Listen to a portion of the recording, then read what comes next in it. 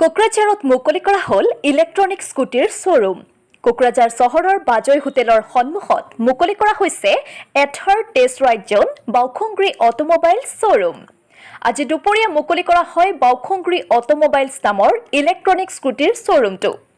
1,35,000 টকাৰ পৰা আৰম্ভ হোৱা ইলেক্ট্ৰনিক স্কুটিখনত GPS মেপ উপলব্ধ আছে। তদুপৰি ব্লুটুথ কানেক্ট কৰি গান শুনিব পৰা ব্যৱস্থা থকা আৰু স্মাৰ্টফোনৰ দৰে সুবিধা আছে স্কুটিখনত। এবাৰ চাৰ্জ দিলে 110 কিলোমিটাৰলৈকে চলিব পৰা স্কুটিখনত টাচ স্ক্ৰীন ডেছবৰ্ডো আছে। স্কুটিখন সম্পূৰ্ণ ৱাটাৰপ্ৰুফ।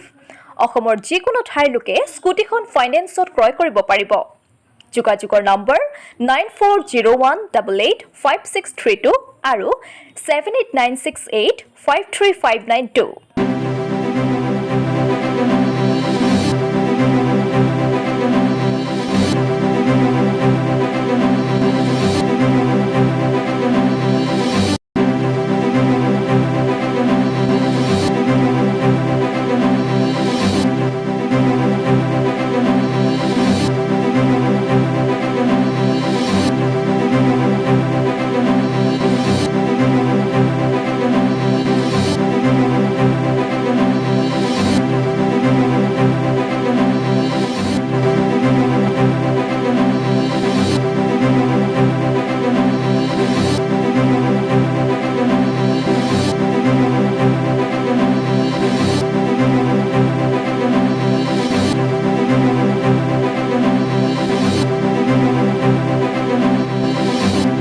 এথাৰ কোম্পানিৰ আৰ কি স্কুটি ইলেকট্ৰিক স্কুটি হয়। তো এই আমাৰ শোৰুমেৰ নাম হল বাউখুংগুৰি অটোমোবাইলস। এই ইলেকট্ৰিক স্কুটিবিলাকত আপোনালোকে বহুত ফিচাৰ্স আছে। তাৰ ভিতৰতে কিছুমান ফিচাৰ্স যেনেকুৱা আপোনাৰ যেটো ৰেঞ্জ হয় ইলেকট্ৰিক স্কুটাৰ যেটো ৰেঞ্জ হয় ৰেঞ্জটো আপোনাৰ 110 পাই যাব আৰ কি ৰেঞ্জটো। আৰু বডিটো আৰু বেটাৰিটো ফুল্লি ওয়াটাৰপ্ৰুফ। তাতে আছে ৰিভাৰ্স মুড আছে, তাতে আপোনাৰ নেভিগেশ্যন আছে, মানে GPS দি আপোনালোকে গাড়ী চলাব পাৰিব। তাৰপিছতে ডবল ডিছ CBS চিষ্টেম আছে।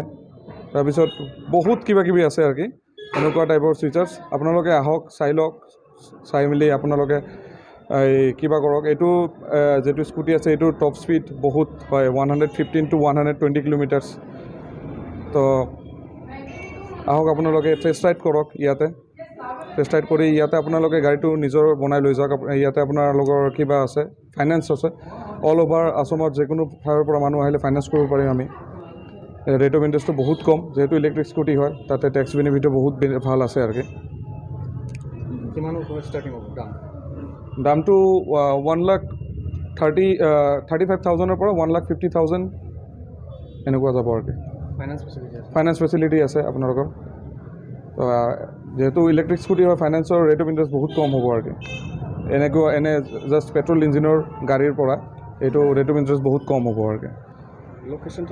লোকেশ্যনটো আপোনালোকৰ এই আমাৰ বাজৈ হোটেল যেটো আছে, কোকৰাঝাৰ বাজৈ হোটেল ঠিক অপজিটত আহিলে আপোনালোকে পাই যাব বাউখুংগুৰি অটোমোবাইলছ। স্কুটিত আপোনালোকে GPS মেপ পাব।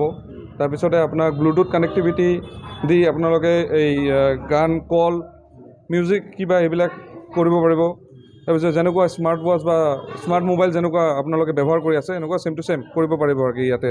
তাৰপিছতে ইয়াৰ টপ স্পীড হ'ল 90 কিলোমিটাৰ/আৱাৰ আৰু এবাৰ চাৰ্জ দিলে আপোনালোকে এইটো ৰেঞ্জ পাব 110, 11, 15 এনেকুৱা পাব আৰু কি এটা। ঠিক আছে। তাৰপিছতে তাতে আছে টাচ স্ক্ৰীন ডেছবৰ্ড।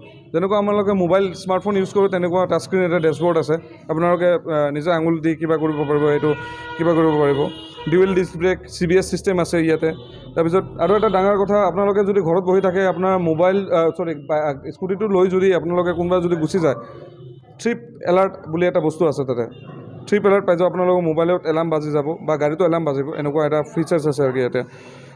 ৱাটাৰপ্ৰুফটো আপোনালোকে জানিব, এইটো 100% ৱাটাৰপ্ৰুফ হয়, আপোনালোকে এইটো গম পায়। ৰিভাৰ্ছ মুড বুলি এটা বস্তু আছে।